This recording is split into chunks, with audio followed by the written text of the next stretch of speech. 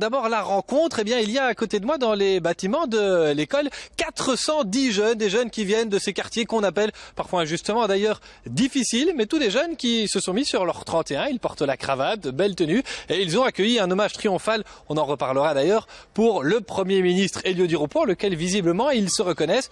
Tout a été organisé à l'initiative de ce projet, une étoile, un destin. Je ne sais pas Valérie si vous rêviez quand vous étiez un peu plus jeune qu'aujourd'hui d'un destin tel que le vôtre, mais en tout cas les jeunes ici croient en leur avenir et ils ont envie de le dire. Alors pour parler de ce projet, une étoile, un destin, Pascal Allemans, vous êtes enseignant mais vous êtes là comme coordinateur.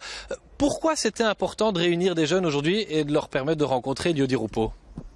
Vous me demandiez rapidement de parler d'abord d'une étoile, un destin pour le citer, mais c'est un programme de lutte contre l'échec et le décrochage scolaire qui avait été créé à Molenbeek il y a déjà une bonne dizaine d'années de cela par monsieur Nader Reki qui en est aujourd'hui également le directeur. Or l'objet est d'inviter une étoile, quelque part quelqu'un qui peut montrer aux jeunes le modèle de la réussite.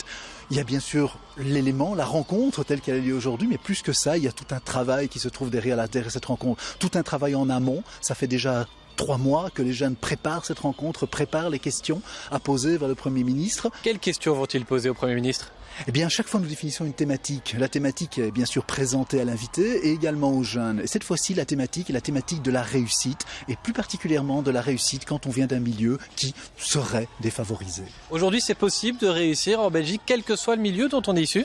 Alors ce n'est pas moi qui vous en donnerai la réponse maintenant, c'est tout ce qui se discute aujourd'hui dans la salle pour l'instant, et c'est en tout cas la motivation, l'ambition, la confiance en soi qu'on essaie de repousser vers chacun de ces jeunes pour leur montrer qu'il n'y a pas de fatalité et que la réussite, elle est possible partout avec la volonté, le travail, la curiosité et cette fameuse confiance en soi. Ces jeunes, très souvent, nous savons qu'ils sont capables de choses énormes. Et il y a une jeunesse phénoménale à Bruxelles, capable de choses merveilleuses.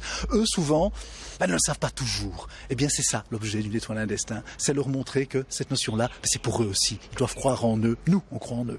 Il y a d'autres rencontres, d'autres projets que ce qui se passe aujourd'hui qui sont organisés, on imagine. Oui, ce n'est pas notre première que la rencontre avec le Premier ministre. Nous avons déjà comme ça pu rencontrer différentes personnalités, que ce soit du monde politique comme maintenant, mais aussi du monde du spectacle ou du monde de la télévision, comme Berlin, comme Charles Anderlin, comme Yann Arthus Bertrand, qui a pu être également rencontré, comme Adjal Habib également, qui est venu comme étoile dans une de nos présentations. Et alors très brièvement, pour conclure, quel est le message que vous voudriez passer à des jeunes qui nous regardent maintenant et qui se disent « mon avenir, il est bouché ». Ayez confiance en vous, croyez en vous, soyez des citoyens acteurs actifs, il n'y a pas de fatalité. Voilà Valérie, 410 personnes, 410 jeunes et puis beaucoup d'adultes très motivés qui y croient, qui sont là pour parler de l'avenir qui est possible, qui peut être rayonnant comme une étoile dans le ciel.